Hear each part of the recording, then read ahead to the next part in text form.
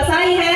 इस धरती के जो मूल मालिक है, जो धरती पुत्र है, वो हम सब आदिवासी है। हमारे पुरखे हैं जिन्होंने इस धरती को सहेजा है, संभाला है और इसको बिल्कुल सुरक्षित करके एक पीढ़ी से दूसरी पीढ़ी हजारों सालों से वो अपनी पीढ़ियों में स्थानांतरित करते जा रहे हैं। और इसीलिए संयुक्त राष्ट्र संघ ने हम आदिवासियों को विशेष महत्व देते हुए विश्व आदिवासी दिवस की स्थापना 1993 में की थी। और अभी पिछले साल हमने रजत जयंती वर्ष मनाया है, यानी 25 साल हो गए विश्व आदिवासी दिवस मनाते हुए।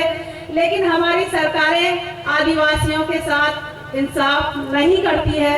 वो इस तरीके के कानून लेके आती है कि सबसे पहले विकास के नाम पर विनाश हम आदिवासियों का ही होता है। और इस विनाश की सबसे बड़ी जो कारण है या सबसे बड़ी कमजोरी है वो है शिक्षा का अभाव। हमारे ग्रामीण क्षेत्रों में या दूर दराज में या पूरे भारत में जहाँ भी आदिवासी है, चाहे नॉर्थ ईस्ट हो, चाहे ये गुजरात हो, राजस्थान हो या छत्तीसगढ़ हो या बिहार हो, झारखंड हो, उड़ीसा हो, सब जगह आदिवासी भारत में 12 करोड़ होते हुए यानी विश्व में सबसे ज्यादा संख्या भारत में आदिवासियों की है। लेकिन सबसे ज्यादा जनसंख्या होते हुए भी सबसे ज्यादा गरीब और बेहद अभावग्रस्त आदिवासी ही भारत में है। ये बहुत निराशाजनक है क्योंकि हम 70 साल से आजादी का जश्न मनाते आ रहे हैं। 73 साल मतलब आजादी के हो गए हैं और लोकतंत्र को भी 70 साल हो चुके हैं।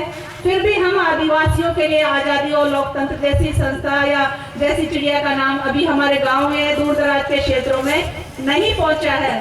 तो हमें प्रशासनिक खामियों के बारे में बताना चाहूंगी कि सरकार खुद जानबूझ के हमको इस विकास के नाम पर विनाश में धकेल देती है।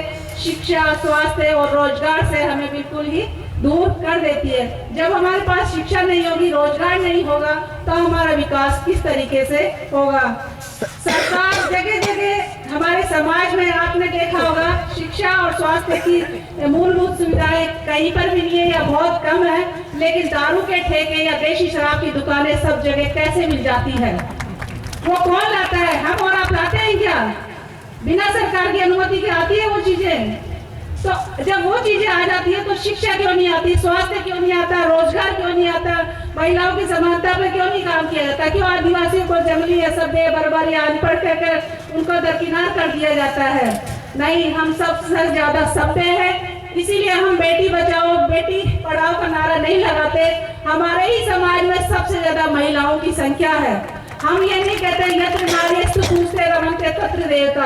हमारे समाज की महिलाएं पुरुषों से कई कदम आगे बढ़कर चलती है, वो पुरुषों के पिछलग्गू बनकर नहीं चलती। और हमारे और आपकी विकास का या उन्नति का उन्हीं की रीढ़ पर चढ़ के आए हैं या उन्हीं के सहयोग से हम आज इन मंचों पर अपने समाज के लिए कुछ करने का प्रयास कर रहे हैं। तो मैं इस भूमि को, उन माताओं को नमन करना चाहती हूँ और कहना चाहती हूँ अपने समाज के सभी बंधुओं से, भाइयों से, वरिष्ठ बुद्धिजीवियों से और समाज के लिए जो तत्पर है और सहयोगशील है, वो राजनीतिक और कानूनी पेचीदगियों को समझे और अपनी आम जनता को भी, अपने समाज के सभी वर्गों को भी जागृत करें।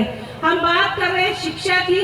जब शिक्षा में हमें अवसर मिलेगा तभी तो हम आगे बढ़ पाएंगे, क्योंकि अब खेती सब जगह नहीं रही है, धरती के लिए पानी सब जगह नहीं रहा है और विकास की जब आंधी हमारे गांवों को निकलती जा रही है, शहरीकरण होता जा रहा है, तो शिक्षा से हमें जुड़ना होगा, हमारे बच्चों को जोड़ना होगा ताकि रोजगार के नए अवसर उनको मिल सके।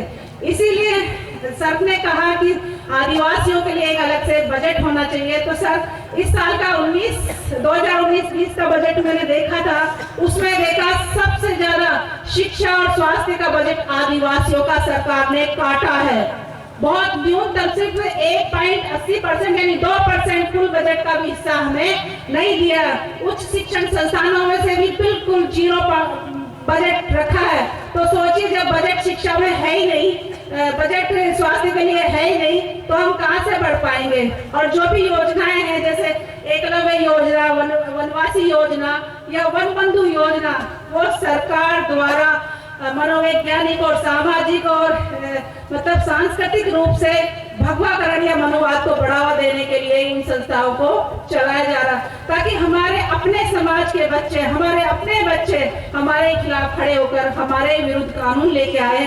जिस तरीके से हम कर रहे हैं कि हमारी ग्राम सभा या रूढ़ी सभा विशेष अधिकार रखती है, या संविधान में अनुसूची 5 और 6 में विशेष अधिकार दिए हैं, और वन अधिकार कानून 2006 दिया है, लेकिन उसके बावजूद भी मैं सरकार और आप सभी बुद्धिजीवियों से सवाल करना चाहूंगी कि 13 फरवरी 2019 को 21 राज्यों में 1 करोड़ लोगों की बेदखली का फरमान फिर किस तरीके से आ जाता है हमारे समाज की मुतब्बाई के लिए। 13 फरवरी 2019 को जो फरमान आया है सरकार की तरफ से कि पूरे भारत में 21 राज्यों में लगभग 1 करोड़ आदिवासियों को बेदखल किया जाएगा, तो कहाँ गया हमारा वन अधिकार कानून 2006, पैसा कानून, और जो हमें अनुसूचियां मिली हुई है अनुसूची 5 और 6 जिसमें संविधान में विशेषाधिकार दिए गए हैं। ये इसलिए हो रहा है क्योंकि हमारे पास पूरी इनकी जानकारी नहीं मिल पाती है, या हम इन कानून की पेचीदगियों को नहीं समझ पाते। इतना होते हुए भी सरकारें जो नए कानून लाई है, जैसे ये NRC के CAA और NPR, ये बहुत भयानक कानून है, बहुत तबाही लाने वाले कानून है, और इस तबाही की शुरुआत जब वो शरणार्थियों को बसाएंगे, शरणार्थियों को स्वीकार कर रहे हैं, लेकिन वो इस धरती के मूल मालिकों को स्वीकार नहीं कर रहे हैं। आपने नेताओं की जुबान से सुना होगा कि इसमें सिख है, जैन है, बौद्ध है, पारसी है, लेकिन आदिवासियों का कहीं कोई नाम नहीं है। क्यों? इस धरती के मूल मालिकों का नाम क्यों नहीं है? क्यों जो शरणार्थी है वो अपने ही शरणार्थियों को बसाने के लिए योजनाएं ला रहे हैं? ये हमारे समाज के खिलाफ या पूरी आदिवासी कौम के खिलाफ बहुत बड़ी साजिश है, बहुत बड़ा षड्यंत्र है, और इसका सबसे बड़ा कारण है भगवाकरण या संस्कृतिकरण या RSS की मनोवांछित योजना, जो हम सबको समाप्त करना चाहती है, हमारा अस्तित्व खत्म करना चाहती है। लेकिन जब हम जागृत हो गए, जानने लगे इन चीजों का, सर ने बताया कि हम शेरों के साथ रहेंगे, जंगल है यहाँ सारे दार वगैरह से चीते भालू सब, जब हम खुले में इनके साथ रह सकते हैं, तो जो पिंजरों का निरीक्षण करते हैं शेरों में, तो हम उनका मुकाबला नहीं कर सकते? क्या करेंगे सब मिलकर मुकाबला? तभी हम इन समस्याओं का समाधान कर पाएंगे, क्योंकि ये चारों कानून हम आदिवासियों के खिलाफ है। जब हम लाएंगे प्रवासियों को या जो पीड़ित लोग हैं उनको, यहाँ के लोगों की जमीनें हथिया कर, उनसे छीन कर, और उनकी नागरिकता छीनी जाएगी।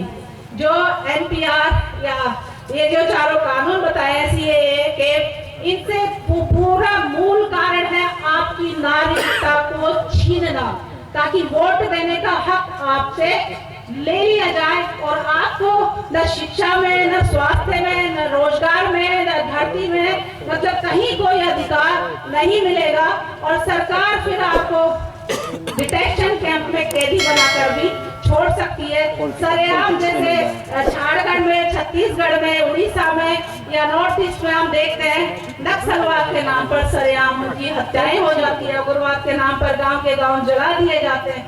क्यों? हम आदिवासियों के साथ ऐसे क्यों किया जाता है? या आदिवासी शहरों में किसी घर को बर्बाद करते हैं, किसी की जमीन को हथियाते हैं, वो उन्हीं के प्रदेशों में जाएंगे, उन्हीं के गाँव में जाएंगे और उन्हीं को हथियाएंगे, उनकी जमीन, जल, जंगल, जमीन, और उन्हीं को अपराधी क्यों करार दिए जाते हैं? क्या हमने कभी शहरों में घुसपैठ की है? क्या कभी किसी का कुछ छीना है? और सिर्फ आदिवासी नक्सली और उग्रवादी क्यों बनाए जाते हैं, और कौन क्यों नहीं बनाई जाती? ये बहुत सोचने वाली बात है। ये हमें हमारे समाज को, हमारी संस्कृति को, हमारे इतिहास को, हमारे रीति रिवाजों को, हमारे अस्तित्व को, जो जिसको संयुक्त राष्ट्र संघ ने स्वीकारा है, उस तक को समाप्त करना चाहती है। क्योंकि बड़े बड़े जो यहाँ से लीडर गए संयुक्त राष्ट्र संघ में, उन्होंने कहा कि यहाँ पर कोई आदिवासी या इंडोजीनियस पीपुल नहीं रहते हैं, और हम सब मूल निवासी हैं। मूल निवास प्रमाण पत्र तो सबको मिला हुआ है, चाहे वो हिंदू हो, मुस्लिम हो, सिख हो, ईसाई हो, जैन हो, बौद्ध हो, पारसी हो, लेकिन मूलवासी या आदिवासी या इंडोजीनियस है, इस धरती का जो मूल मालिक है, वो हम सब आदिवासी हैं। और वो भारत में 12% आबादी है। इसका रिकॉर्ड ब्रिटिश शासन व्यवस्था ने 1941 में किया था। जो जनगणना हुई थी उसने ब्रिटिश शासन ने जनगणना शुरू की थी। लगभग 70 सालों तक हमारी जनगणना हुई। 1841 से लेकर 1871 से लेकर सभी से अनुरोध करना चाहूंगी, सब मिलकर इस अभियान को जन चेतना से जोड़े और जो भी जनगणना को करने वाले आए या जनगणना कोड लेकर उसी कोड में अपना नाम अंकित करें, ताकि हम सभी आदिवासियों की एक आइडेंटिटी स्थापित हो सके और हम कह सके जय जोहार, एक तीर एक कमान। इतना ही कहकर मैं आप सभी से